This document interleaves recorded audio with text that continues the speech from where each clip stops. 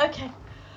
First of all, I want to say hello and welcome to Tracy Talks To, and I am delighted to be able to interview three of my favourite bloggers in the world, in no particular order except the order they're appearing on my screen. We have Linda Hill, we have Joanne, and we have Anne Cater, and I'm going to ask you each ladies to just introduce yourselves and tell us a little bit about your blog. So Linda, if you don't mind.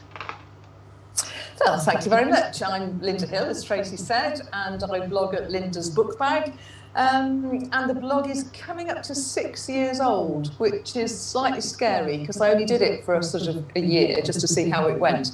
But it has an eclectic mix of reviews and guest interviews, guest blogs, giveaways, a bit like everybody else's blog, really. Lovely, thank you. Jo? Yeah, I'm Jo Robertson, and my blog is called My Chestnut Reading Tree. And yeah, my blog's coming up for 5 years old next month.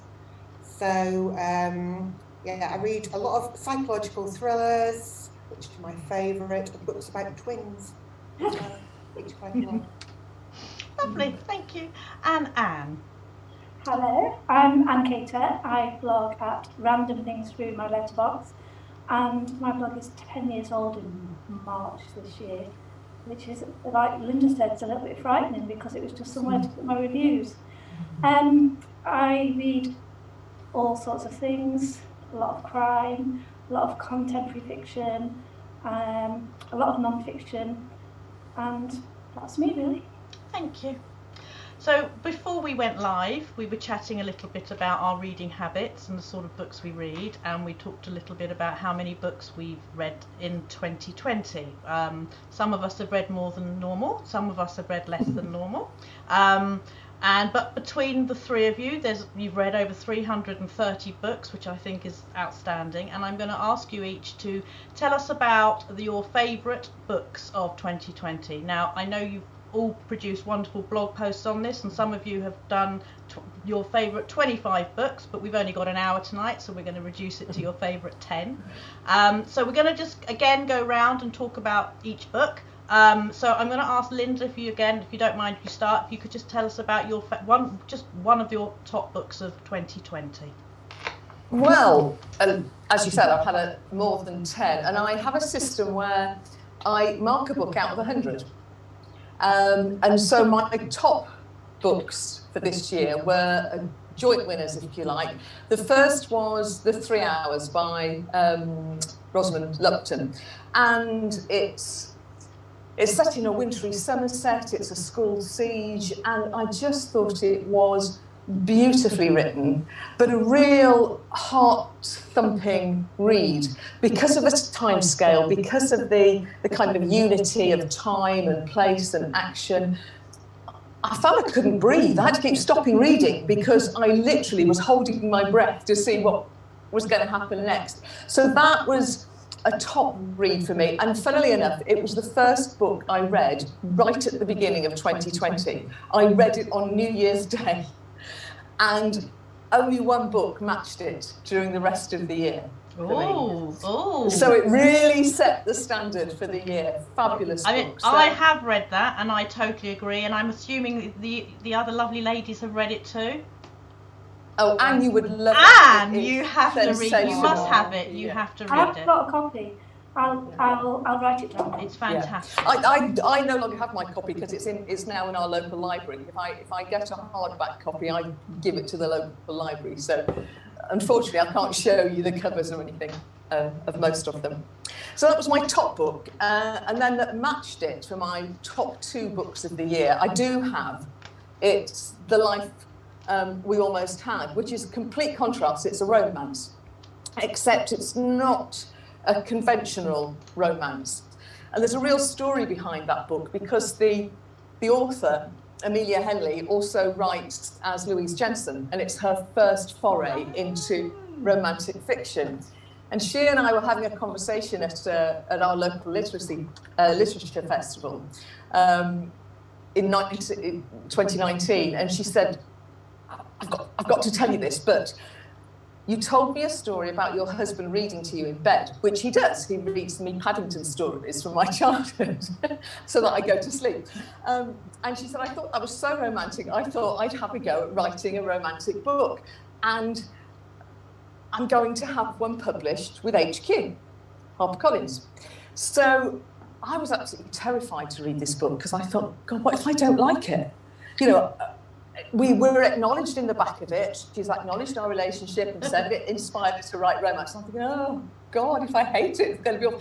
And I loved it.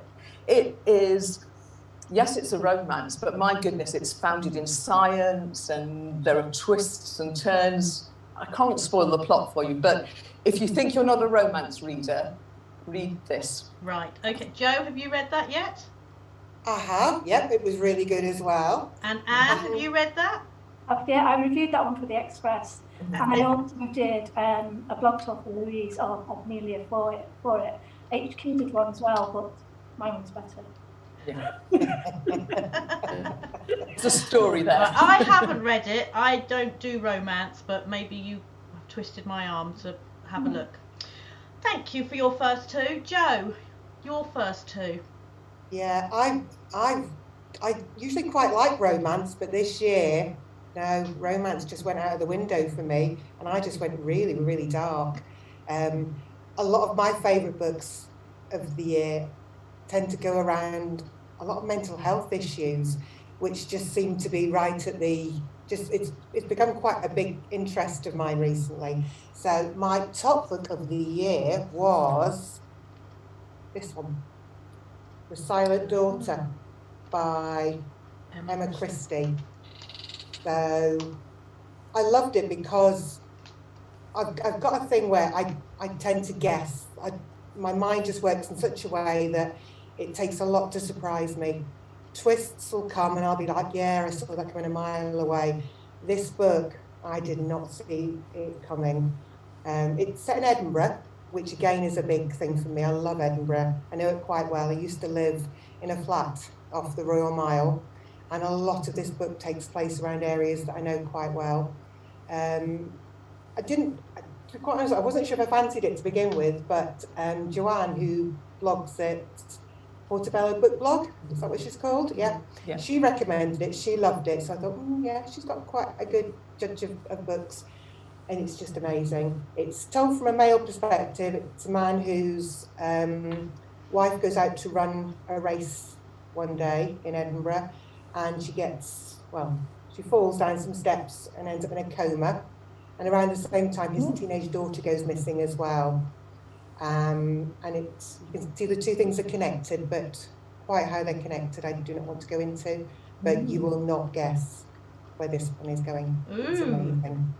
Any of you read that one yet? No, who's the publisher? Wildfire. Oh.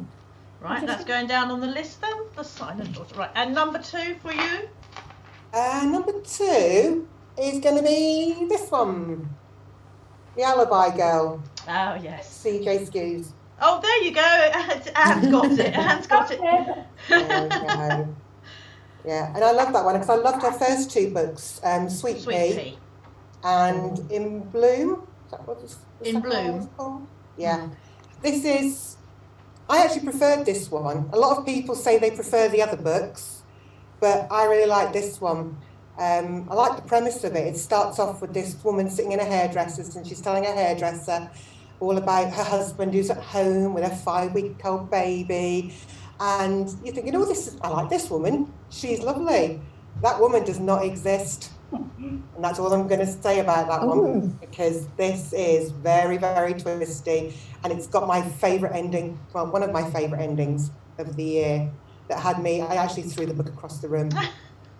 So, but yes. I like those ones, definitely. That's my second choice. I have read that one, and I agree. Either of you read that one yet? No. Not yet. I don't know the author at all. That's CJ Skews. She wrote Sweet Pea. I haven't read that either. I've got it somewhere, but I haven't got around to it yet. Very dark and very humorous. Very dark, very dark. Very dark. Yeah. Okay, Anne, are you going to tell us about your two, please? Okay, well, I did have 25, so what I've done is I found the first 10 of them on my shelves. So they're not in order of preference, apart from the number one, which is my number one book.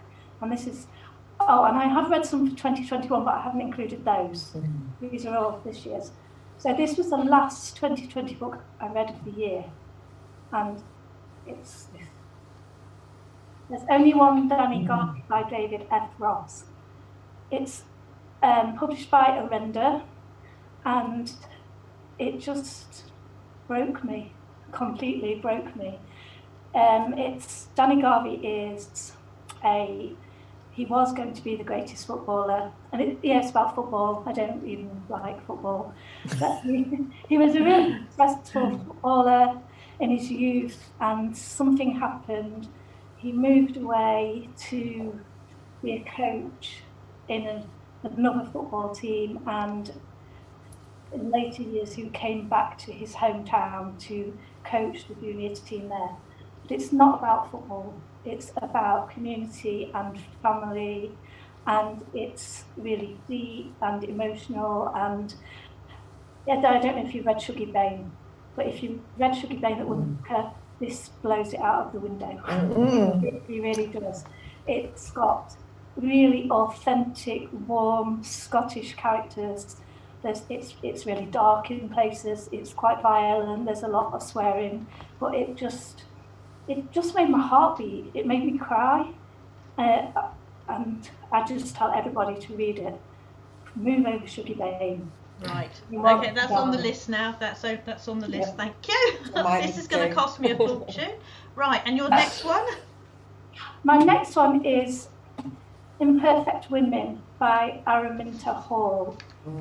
This is, well, I don't know the genre really, whether it's been marketed as a thriller or what. It's more like I think, isn't it like a domestic noir, isn't it? Really, It is, and it's Orion, and it's about women, and it really gets into that detail of how women are and how they can treat each other within relationships and friendships. And it's one of those books that kind of makes you rear back and think, God, yeah, I've actually done that, or I know somebody who's done that, or it's just, and there's a great plot as well. It's really good, but it's the characters for me that just, it's beautifully written.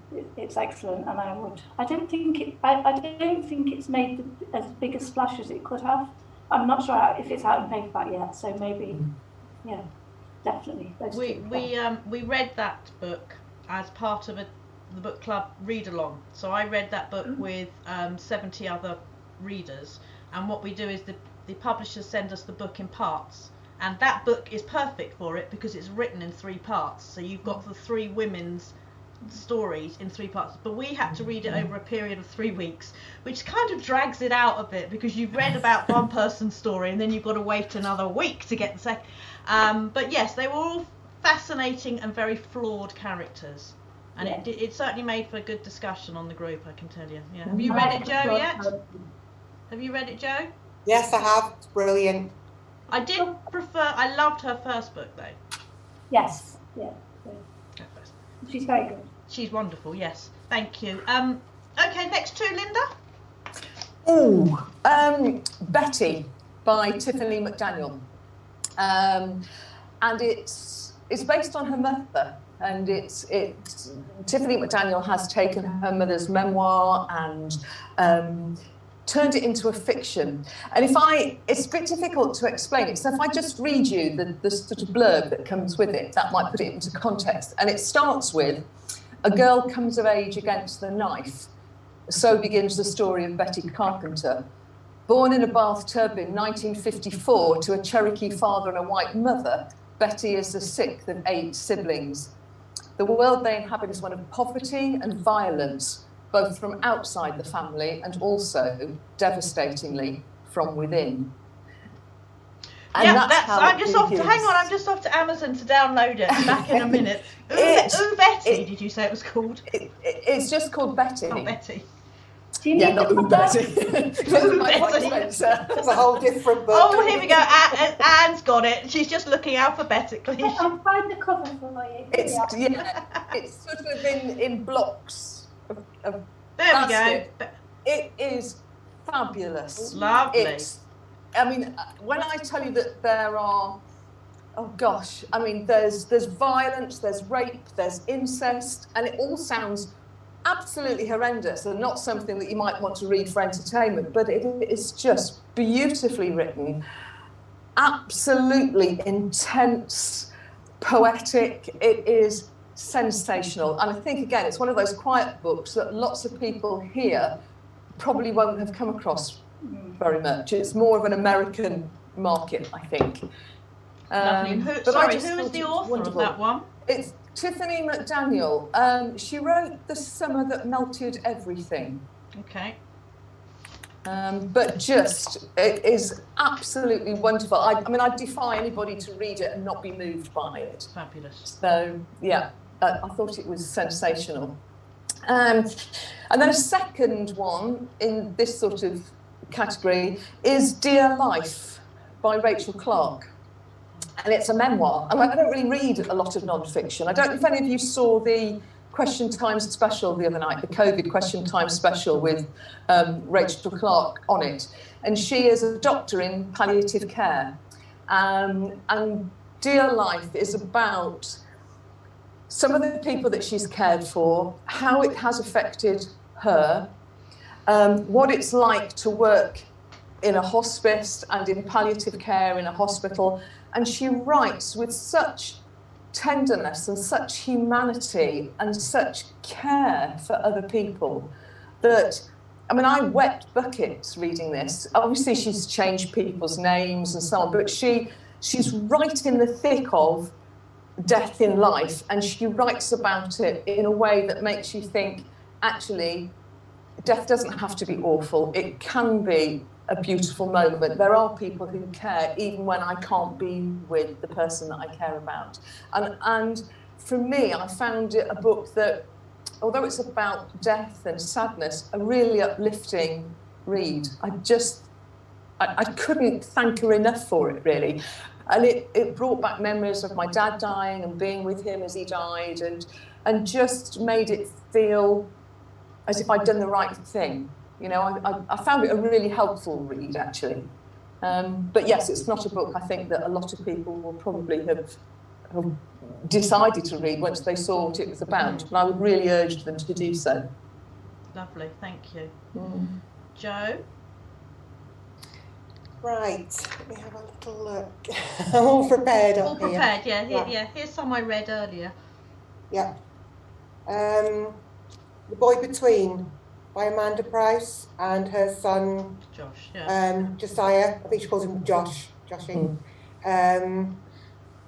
Oh, this was really, I mean, everyone knows Amanda. She writes the most amazing books, sort of, I wouldn't call them kitchen sink dramas, but it's a domestic drama. She knows women. She talks about women's lives, and she just brings it all to her books. It makes I cry every single book. I cry. This one I probably cried even more, but I just find it hard to read as a parent.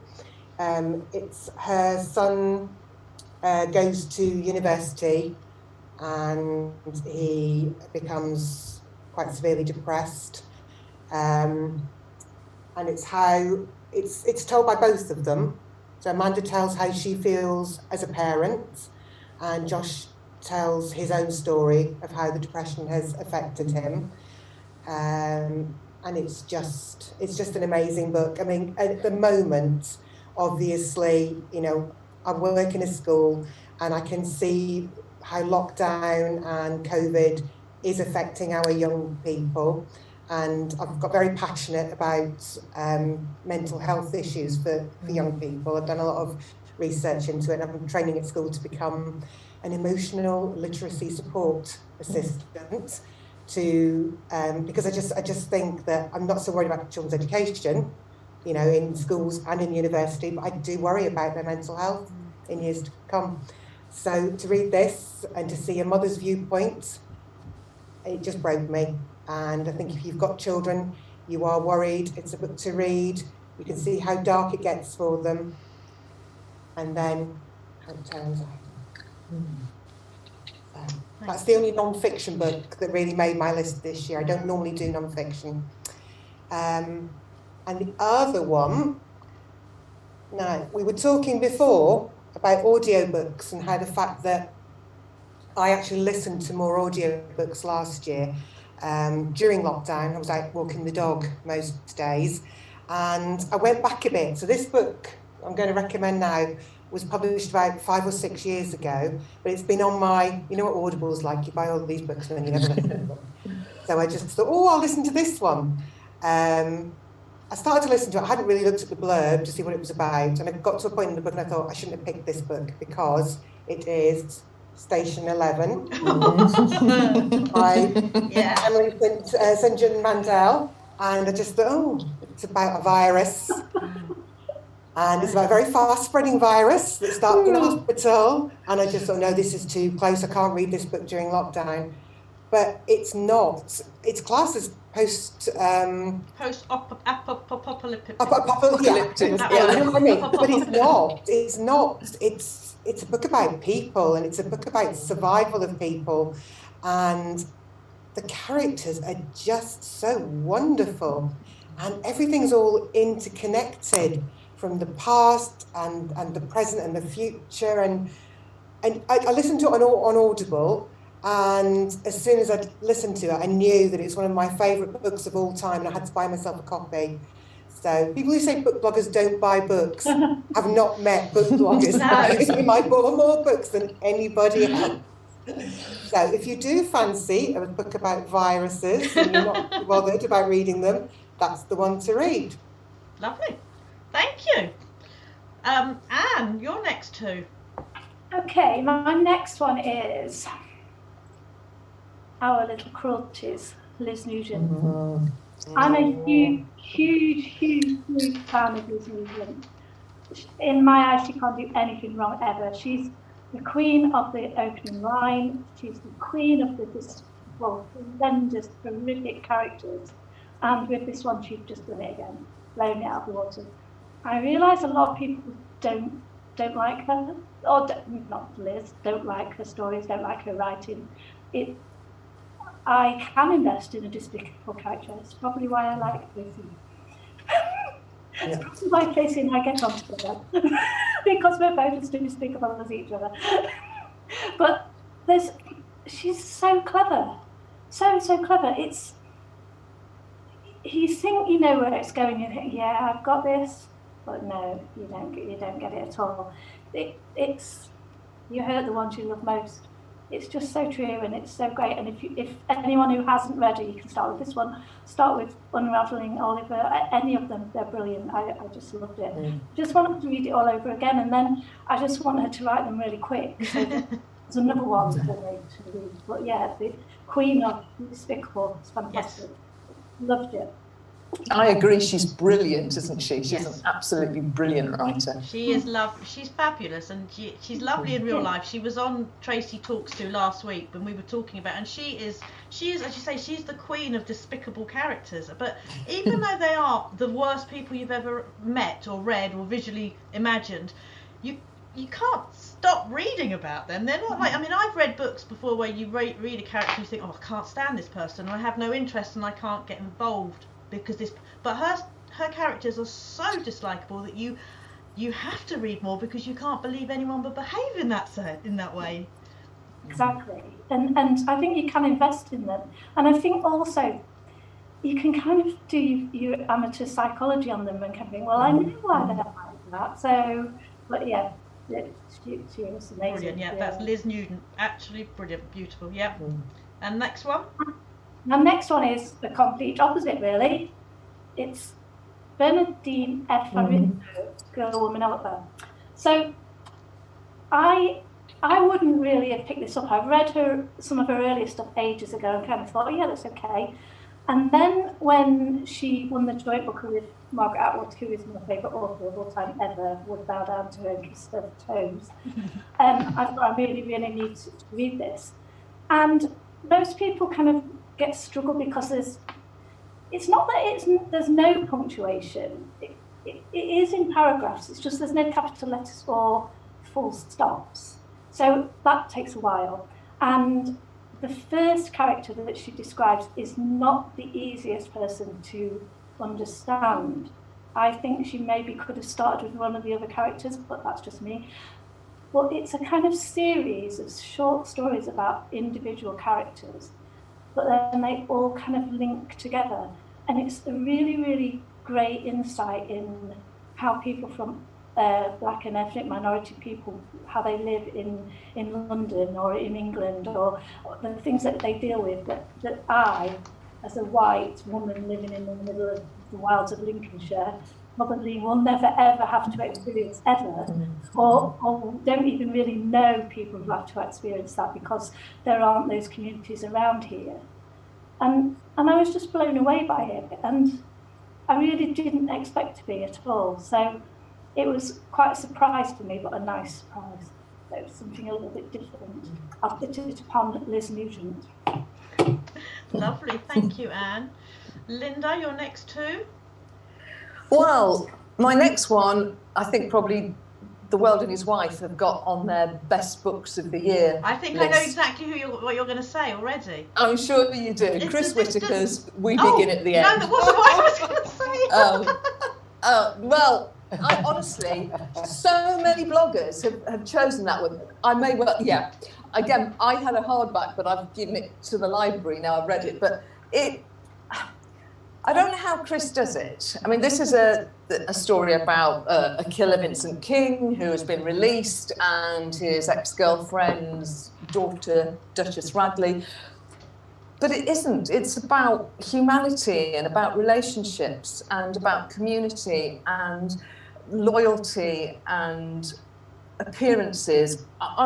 I have no idea how he writes the way he does, but quite honestly, if he wrote the shopping list, I think it would be on my best books of the year. I just love every word he writes, and he seems to be able to kind of get inside my head so that I'm not just reading it, I'm experiencing what he's writing about. And I found Duchess, I mean, I don't like children. I've never liked children, never wanted any, don't have any.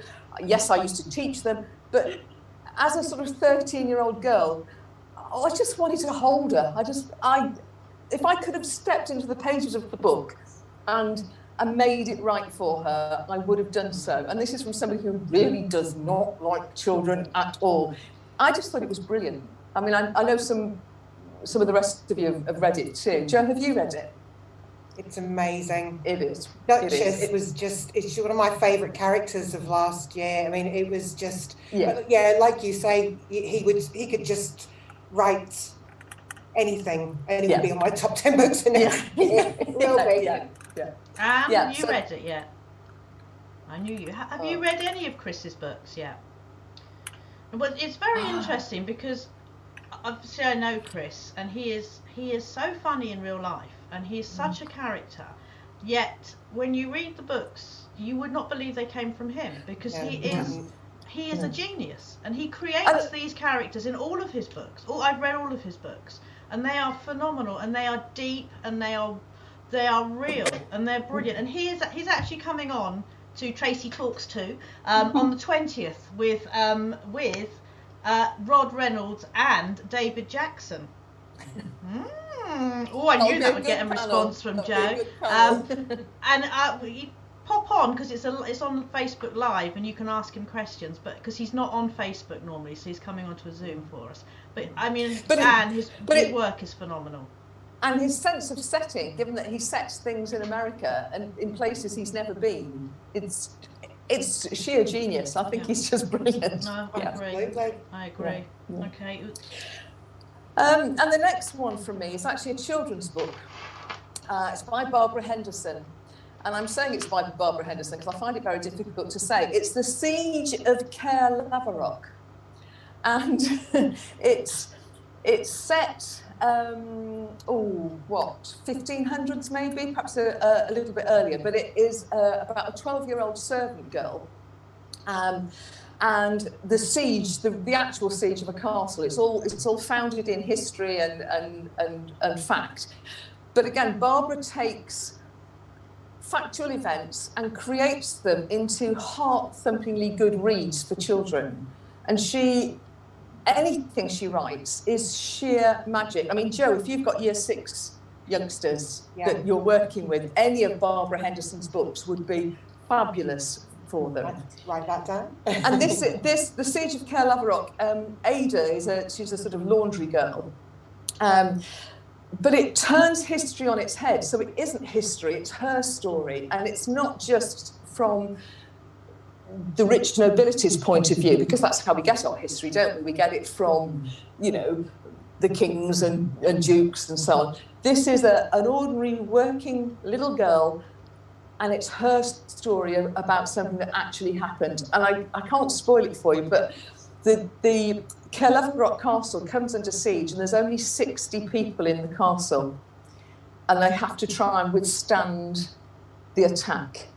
Oh, it's exciting. It's really, really good. So for someone who doesn't like children, have children, tolerate children, you do read a lot of children's books?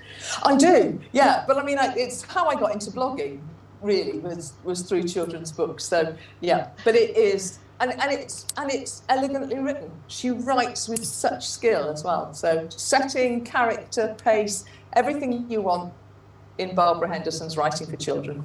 Lovely, thank you. Jo? Next two? Right, well, I was going to talk about this one, but Linda does such a brilliant job. I can't even compare with Linda because Linda's just fabulous. I don't know how she does it. But, so instead, I'll do something really sneaky and tell you about one of my favourite books from this year already. Oh, okay. Which is this one. Have you all read this? No. Oh. Who is it? What is it? Oh, look. Oh, hang on. I'm suffering from FOMO. Hold on. Oh God, sorry, it's Will Dean. Yes, well, I don't have a copy, but he went into my best of 2020. Oh, phenomenal. The Best book I've read. It's amazing. He's someone like. That's who I thought Linda was going to talk about. Well, I mean that's this year's, and he's already in my post that I've started to draft for the best books of 2020. Yeah. Okay, so let's talk about it, because obviously people will be able to buy it when it comes out, which is when? When's it coming out? It's just out, I think. I think of course it is. You're right. 7th. It's out on the 7th. Yeah. Right. Out on the 7th. But yeah, as soon as I read it, it was the first book I read this year, and like the first book is already. Right, so can we just, because I know what it is, but anyone that's watching it hasn't got a clue who that is or what it is, because we can't see. The Last Thing to Burn by Will Dean. Now, he usually writes the Tuva series, which is set in Sweden, where he lives. And, oh, can I just say, he's got lovely hair. And a great beard, too. Hasn't he just got lovely hair? Fabulous. This book is, these are the things that this lady has. She has a photo of her parents, proof that she was loved. A book, proof that she can still think. An ID card, proof of her real name. And her sister's letter, proof of why she is here. And it's about a woman who lives with her husband in a house in the middle of nowhere. And that's really all I want to say about it, because it's really hard to... I don't want to spoil it. It's just amazing. That man writes just amazingly well. And as soon as you start reading that book, I guarantee you just won't put it down. You won't want to put it down. You'll become so invested in that woman. And for me, it felt like I was reading a play. It was like, it reminded me a bit of Room, the book Room, but it just felt as though I was watching a play. It was all very vivid. And I could just imagine myself there. I was a fly on a wall. I was there with them. I was watching all the way through. It's amazing. If you haven't read any Will's books, you must do. I think Anne was in agreement with you, because I think I read Anne's review on that. You were blown away by it, weren't you? It's the only book, I think I said in my review, you know how some people read the last page first? Yeah. It's the only book where I kept thinking to myself, I really need to go and read the end, because I was so worried about her. Yeah. I woke up thinking about her. I stopped myself from reading the end. I was so worried about her. And also, I think Linda will know what I mean. Where we live is where it's there. Yeah. So for us, we can look out across fields and see Yeah. see 6 church spires and 6 wind turbines, and we know exactly what it feels like to look out and see just concrete flatness. Yet knowing that, you know, six church spires means there's 6 villages, but she can't get to them. Oh my God, it was just... Yeah. I've gone goosebumpy again just thinking Yeah, I about was, that. you know, I was Have just you? thinking that. My pulse Yeah. is kind of racing. I mean, here. we can't. We're not going to give anything away. It tells you in the blurb if anyone wants to read about it. It's about a woman called Jane, but that's not her name, and she lives with Len, her husband, but he's not her husband. And it's possibly one of the most claustrophobic books I've read. And Yeah. every time she had to go up those stairs, I winced in pain, because what he had written and how he had described what she was going through, I was feeling it, and it was so painful to read what she was going through physically and mentally.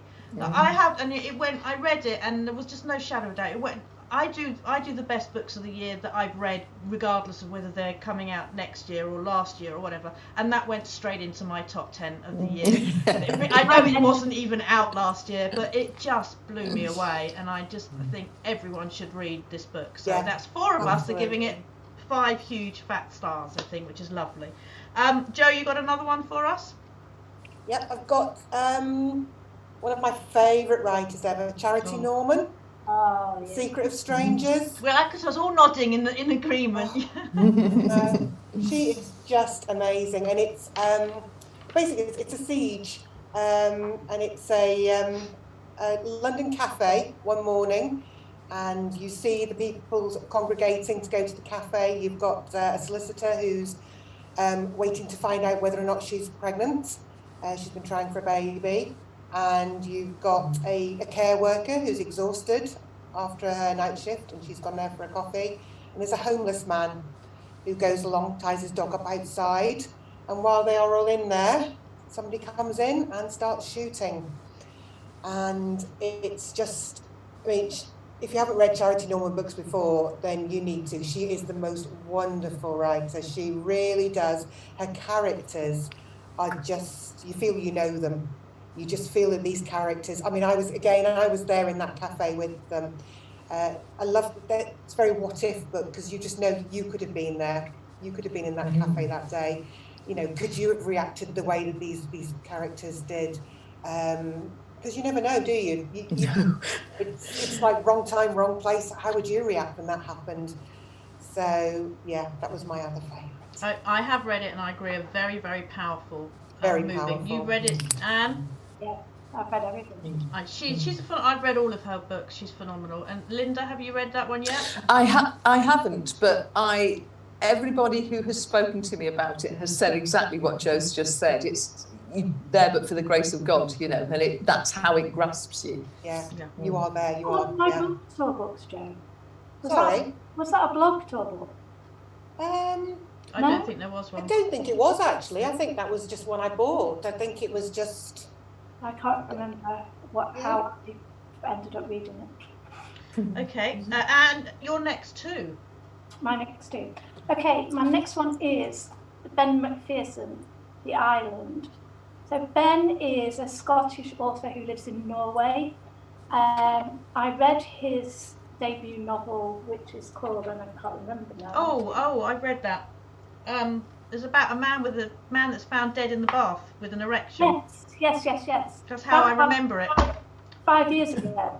So when I heard that this was coming out, I pre-ordered it straight away. And when it arrived, I read it straight away. And I rarely do that. I think we probably all do it, don't we? We buy all these books and then they go on. I knew that I had to read it. So this one is set in Norway, and it's loosely based on, do you remember the Anders Breivik case? The terrorist who went out and murdered his children on the island.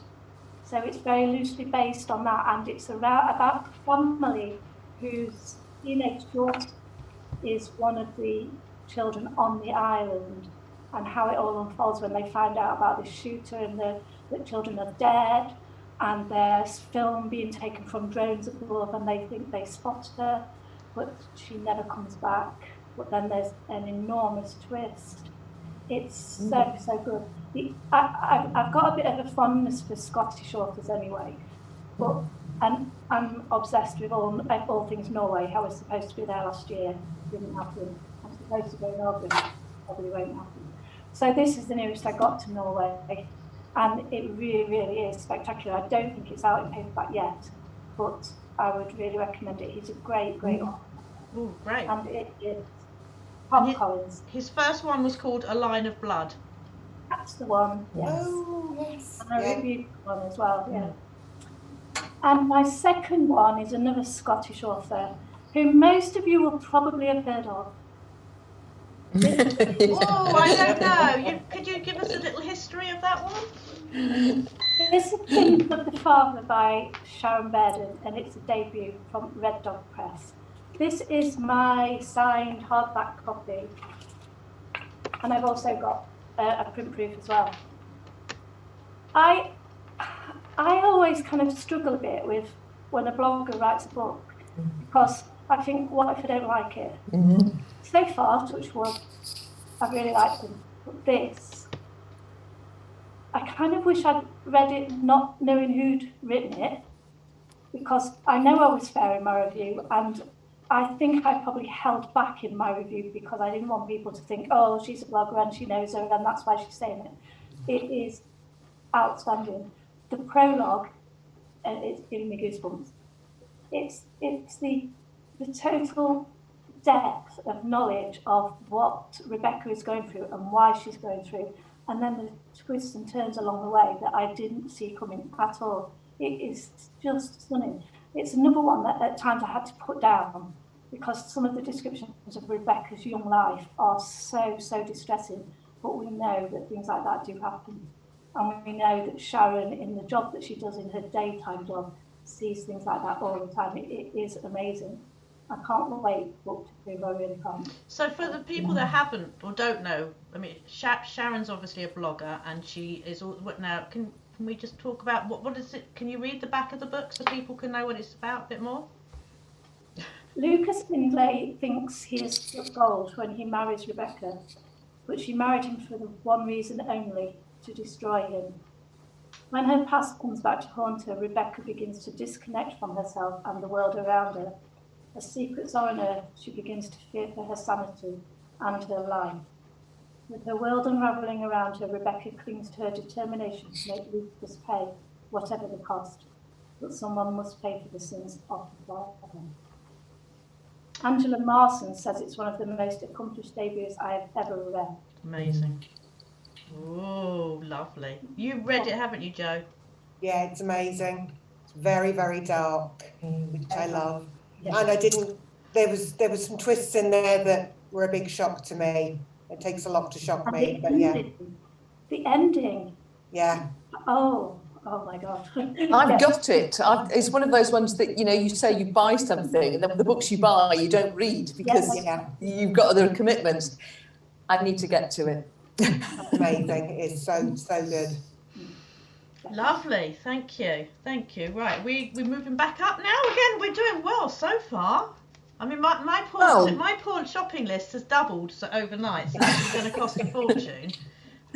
Well, my next one was Jo returning the favour for the Chris Whittaker, because my next one was going to be The Boy Between by Amanda Prowse and Josh Hartley. And I think it's a really important book, and I will just add to everything that Jo said, I agree with. But for me, the real hook for that is that there's so much bandied about mental health at the minute, and people sort of say, I need a cup of coffee because it's good for my mental health or whatever. But this really explains to all of those people who are sceptical about mental health or the need to support people's mental health, absolutely clearly from a personal point of view, just what people are going through and the kinds of difficulties and the ways in which it affects the whole of the family. And we have somebody in my family who suffers in the same way as Josh does, and I found it really helpful to get the perspectives. So yeah, great book. Thank you. And then following on from that is also a bit mental healthy, actually. And I do actually have this one because the library is shut, so I can't put it into the library at the minute. It's called The Clearing by Samantha Clark. And it's a memoir, basically. It's about her clearing her parents' house after they've died. And you think, oh, that doesn't really sound like something particularly gripping. But it is. She's a poet, she's an artist, and that comes through in the writing. It is beautifully written. The language she uses actually places you right in what she's writing about.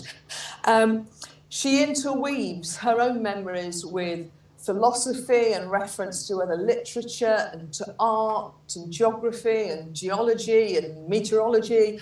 And I was mesmerised by it. And I ended it thinking, God, I wish I could write like that. You know, sometimes you read something and you think, I have no idea how they've managed to create such beautiful prose and such moving prose. And Samantha Clark she takes you on the same journey that she goes through. And I think anybody who has experienced grief and needs to know how to come out of the other side of it would really benefit from reading this. But also it's just a great, interesting read. There's a whole bit about maths in it. I am a complete idiot when it comes to maths. It took me 3 goes to get my O-level. An O-level tells you how old I am. But I thought, I get it now then. I understand. And so it's brilliant. It covers so many different topics. Really, really well worth reading. And a book that I think an awful lot of people wouldn't have come across. It's one of the Little Brown imprints. I can't remember. Oh, just Little. It is Little Brown, yeah. But I don't think there's very much about it on social media or anything. But it's wonderful. It's brilliant. Absolutely brilliant. Lovely. Thank you. Jo? Yeah, I'm going dark again. Another debut. Now, I didn't see many reviews of this one. It's She Lies Close by Sharon Doering. I'm not quite sure who you pronounce it. Got that. And it's a debut.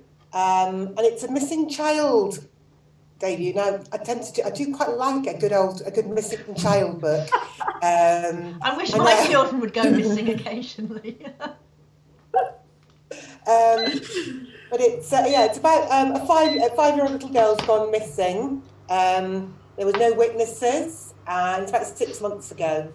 And a woman and her family, as you do, move into her old house, and this woman is convinced that the next door neighbour has something to do with the little girl's disappearance, and she gets obsessed with proving that the neighbour has murdered the little girl. It's very dark. You won't meet a protagonist like this woman. She doesn't sleep. She makes very questionable decisions, because she's got children of her own. But yes, again, very, very dark. Just the way I like them. Lovely, written that one down. Thank you very much. And then I'm going to go for another one of my favourite writers. I've read everything that she's written, and I love them all. How to Disappear by Gillian McAllister, which again has appeared on pretty much on mine. It's on my list. Lots of top books this year. This one is about the Witness Protection Programme. So it's about how far you will go to keep your family safe. And I don't know how she does it, Gillian, but she always brings out things in me that I didn't even know were in there. It's like there's emotions in there, and she evokes like feelings and thoughts about things that I hadn't expected. And I know why this is on most people's lists this year. I don't really want to talk about the reason why, because I want everybody to go in with quite an open mind. But yeah, she is, again, one of those writers that as soon as I know she's got another book coming out, I will just pre-order it. I'm not even reading the blurb. I just know that it's a book I want to read. Yeah. There we go. Good choice. Good choice. Thank you. Anne? So, I'm lightening up a bit. I've gone from dark to a little bit lighter. this one. When the Music Stops by Joe Heap. So I had a proof copy, and it was one of those awful proof copies that every time you turned the page, it fell out. So I had to hold it together with a bulldog clip by the time I got to the end of it. And it wasn't published at that time, so I couldn't even buy a copy. But as soon as it was, I got myself a signed copy. This is one of those books, and I'm probably being stereotypical or discriminatory or something, but you would have thought it was written by a woman. It's about, it starts on a boat, like a sailing yacht, just off a Greek island. There's a very elderly woman who wakes up to find that there's water coming into the cabins. She can't find her daughter or her son-in-law, who she's on holiday with, but she can find their little baby who's crying in one of the rooms that the water's in. And at the beginning, it's like, oh my God, what's going to happen? What's going to happen? This really old lady is slipping and falling and is trying to rescue this little baby. But then it kind of changes, and it goes back through her life. And it's hard to say without giving spoilers, but she meets characters from her life during this episode. And those characters talk to her about her life, and you learn so much about her. It's just beautiful, and music plays a big part in it. There's a guitar on the wall in the cabin, and it brings back so many memories for it. It's just so beautifully done. It's just not what I expected at all, and just transfixing. It's wonderful, and he's young and a young debut author. It's just really I recommend it. Who's the author, Anne? Joe Heap, and it's HarperCollins. Oh, yeah.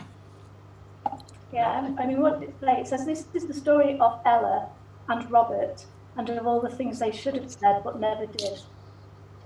It's outstanding, really. Lovely, thank you. And my next one is Small Pleasures by Claire Chambers. So I've read everything that Claire Chambers has ever written, but she hadn't written anything for ages and ages and ages.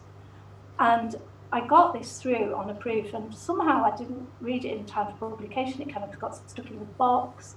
And then I think it was Nina from Primo, who said to me, oh, you really need to read it. And I sat down and read it. I love the cover. Sorry, I just love the cover. What a great cover. That'll go with my kitchen, because I'll have it when you finish. Go. This is the proof cover. I'll read it to you. She tried to remember what life was like before she had met the Tilburys. She wondered how many years, if ever, it would be before the monster of awakened longing was subdued and she could return to passive acceptance of her limited life. So it's set in the 1940s, and the lead character is a journalist on a local newspaper, and she gets all the kind of jumble sales and 90th birthdays and 65-year wedding anniversaries. And it was the day before email, so they received a letter at the newspaper from a lady who claimed to have had an immaculate conception. She's got a small daughter, but she says she's never had sex. So the men and journalists think, oh, we don't really want to be bothered with this. So they send her off to investigate, which completely and utterly changes her life. But what I think is genius about this is the prologue and the epilogue.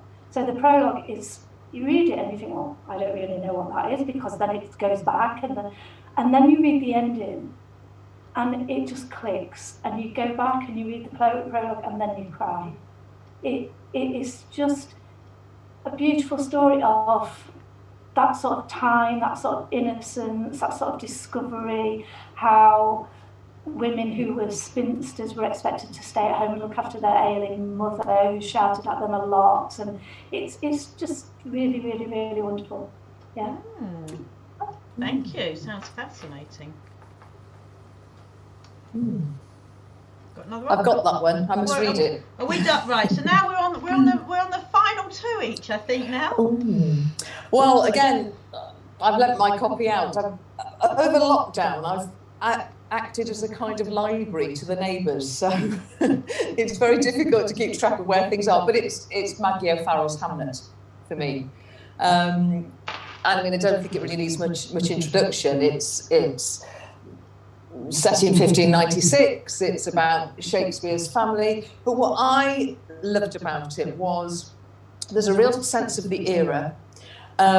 People know what happens to Hamlet, the fact that he dies from the plague, but this is about the family, and I love the way she never ever uses Shakespeare's name for Shakespeare. She just calls him the playwright. And it becomes Agnes's story, and it's another one that maybe it's the kind of feminist in me, but it's her story rather than history. And the use of the senses, so that you can smell the detritus in the street, you can taste the food that they're eating, you can touch the silk of the gloves, and she somehow creates a kind of tapestry that's visual, that has all the senses, and she takes what's familiar and creates something fresh and new and interesting. And everybody that I've led this book to, or everybody that I've spoken to about it, has said that they felt moved afresh by how she'd taken the subject matter and how Maggie O'Farrell had dealt with it. And I think that's just fairly typical of the way she writes anyway. I don't know if any of the others of you have read it. Yeah. So I'd really recommend that. In fact, I just had an email yesterday from a friend who had read it, and her husband is a twin, and his twin died when they were both 25, and she said he read it and was so emotional because of the link between the twins. So, it's not just a woman's book, as it were. And then my final choice is one from Carol Lovekin, who publishes with Hono, small indie publisher. And in fact, it's the third year in a row that Carol has featured for me as books of the year. And this time it's Wild Spinning Girls. And it's about a girl whose parents have died, and she goes off to an old house that her parents used to own. She's just lost her job. And it's about her finding herself and her identity, but there are all these layers of the past. There's quite a magical realism to it, and I'm not somebody who goes for anything written like that. I'm not keen on fantasy, I'm not keen on kind of magic and that kind of stuff. But Carol Lovekin imbues reality with something that's kind of almost just out of the corner of your eye. So, was that real, or was that something a little bit ghostly? Was that something a little bit supernatural? And you can read the book on so many different levels. And she has to come to terms with, I'm saying she, it's Ida, her name is. She has to come to terms with the loss of her parents, the loss of her job, the loss of her livelihood, find her own identity. And it's poetic, it's very much set in Wales, and the sense of place is so strong. You feel you're there, you feel you're on the Welsh moors with her. Again, another author who writes almost as if she's a poet rather than a novelist. And I just love the quality of how Carol weaves her stories together. It's really spellbinding stuff. Thank you. Jo, last two. Right, I'm going to talk about my favourite one of my favourite crime series at the moment, and another favourite writer of mine, Robert Brinza, who I loved his Erica Foster series, and this is a new series. This is actually the second book in the series. This is Shadow Sands.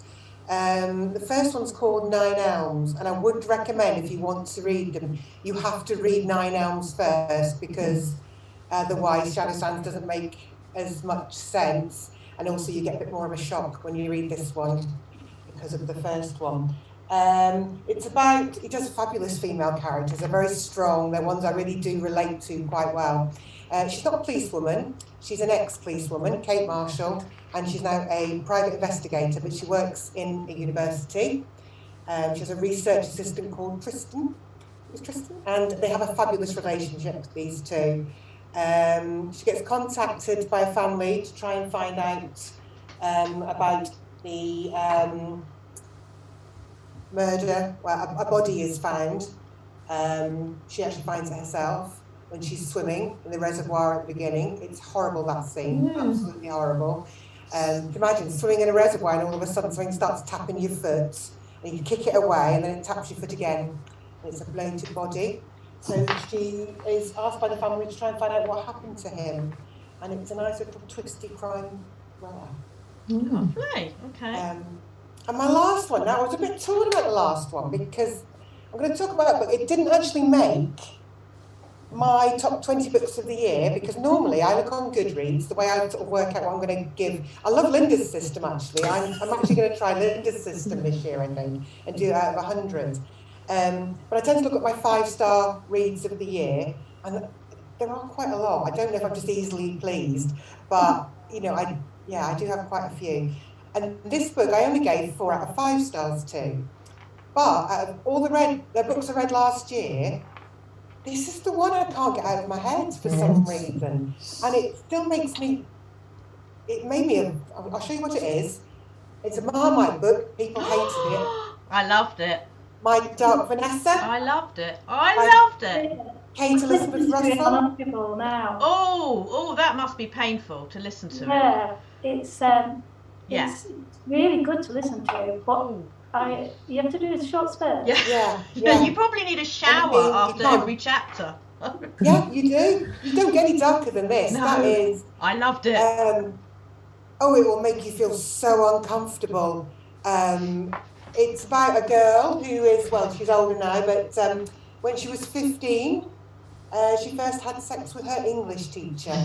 So it's been likened to Lolita, but I don't know, it's not, for me, I didn't like the comparison, only because it's a younger person and an older man. But this girl does not see that she's been groomed. She does not see herself as a victim at all. She does not. No, he loved her. They were in love.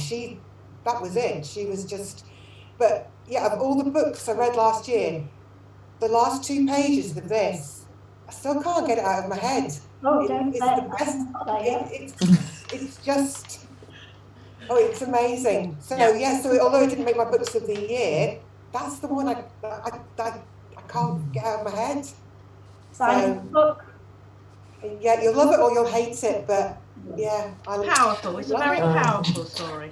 Very powerful. I'll have to get that off the shelf. Yeah. Yeah, no, you must do. It's an incredible read. I heard her talking about it, and at the time I was thinking, I'm not sure if I can do this one. No, I think you need a strong stomach for it. Yeah. You need to be in the right headspace to listen to it, because it's not a happy story. No, but it's very it's not. Well written, I think. Beautifully written. Yeah. Well, it's in my book trolley, so I'll fish it out afterwards. Lovely. And Anne, your final 2. Well, my final 2, second to last, and I'm back in Scotland with Doug Johnston and The Big Chill. Oh, I love this series. This is book 2 in the Skelf series. So the Skelf family are a family of women, 3 generations of women, and they are undertakers, but they're also private detectives. And it sounds as though it could be, a bit cakes and crime twee. It's not. It's not at all.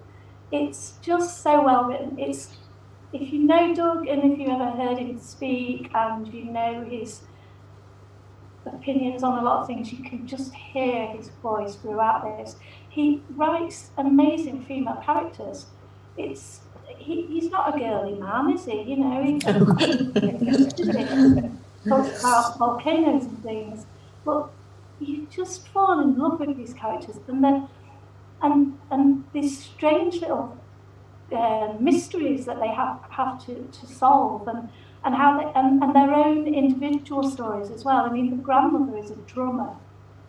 Doug's a drummer, so it's just wonderful. A wonderful series, and the whole setting in Edinburgh and everything. I just love it. The last place I visited before lockdown was Scotland. I just miss it so much. I want to go back. Wonderful. Lovely. The final one is, and this is just a coincidence, it's hard to happen, but this is also an Arenda book. So this is the special edition hardback of Eve Smith's The Waiting Rooms. This is a debut novel and published in the middle of a pandemic was quite strange to read. It's set in the time of where human race has become resistant to antibiotics, and they all have to wear masks and they all have to sanitize. And as I was reading it, I think I read it in about April time, and I was thinking, oh my God, you know, on about these masks. And it's also got a crime story running through it. You know, there's a story set in South Africa, Johannesburg, and it really, really makes you think. It's very, very clever. She's got an amazing website. She's done a lot of research into antibiotic resistance, and it's really frightening because everything in here could quite possibly happen. I've got a really bad reaction to certain antibiotics. There's a certain one that if it gives me, it gives me stroke-like symptoms and puts me into like a coma sort of situation. So I can't take that antibiotic or anything related to it. And it quite frightens me because, I mean, touch wood this year, I haven't had it, but usually I get bronchitis every single year and I need antibiotics. And I just think, well, one day I'm not going to be able to take them, but these people can't take them.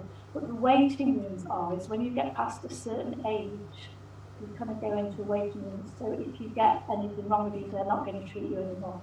They haven't got the capacity, it's a bit like some people are saying now with kind of COVID, you know, well, it's just the old people get rid of them, sort of.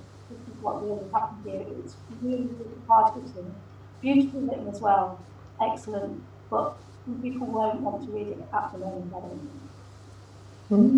think. Oh, so maybe we'll look at that one maybe towards the end of the year when we can hopefully look back and think, well, I don't know about you guys, but I've now got 7 books I need to go and buy. So I just want to thank you so much for your wonderful suggestions. And I know that there's lots more books that you recommend. So once we finish this, I will upload this and put little links on my blog so people can then read your full top 20 or top 25 or top 100 books in detail. So I just would like to say thank you very much, ladies, for joining me on this horrible, cold Monday, wintry night. And that hopefully we can do it again soon. Maybe we can talk about forthcoming books that are coming out that we're looking forward to reading, which will be fun. So for now, I'm just going to say goodbye and thank you very, very much. Thank you for having us. Yeah, well, it was absolutely my pleasure. So Very much. okay, thank you.